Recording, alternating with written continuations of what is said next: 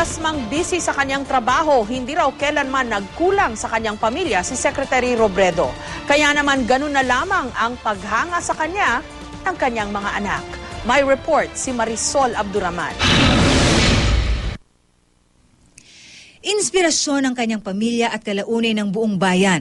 Ganito inilalarawan ng mga anak ni Secretary Jesse Robredo ang kanilang padre di pamilya. Noong 15 taong gulang pa lamang ang panganay ni Secretary Jesse na si Jessica Marie Aika, sumulat siya ng isang sanaysay tungkol sa ama na nooy pinarangalan ng Ramon Magsaysay Award for Government Service. Ayon kay Aika, makatao raw na naglingkod bilang alkalde ng Naga ang kanyang ama. Wala raw itong bodyguard tuwing lumalabas at nagbibisikleta pa nga madalas para mag-inspeksyon ng mga lubak na daan o sirang poste ng ilaw.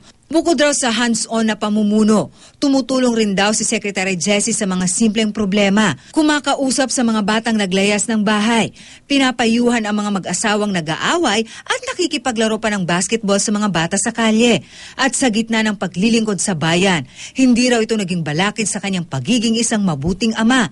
Isa raw amang laging nakikisalo sa mag-anak sa hapagkainan, kahit pa kakailanganin niyang kumain muli sa mga okasyon o pagpupulong na dadaluhan.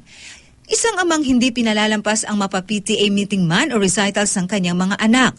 Sa Facebook page nga ng Kalihim, kitang-kita ang kanyang pagka-proud sa bunsong nagkamit noon ng medalya sa isang math competition sa Singapore.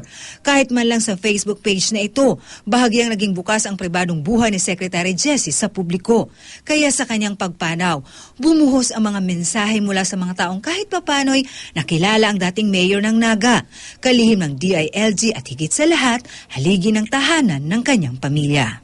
Marisol Abduraman, GMA News.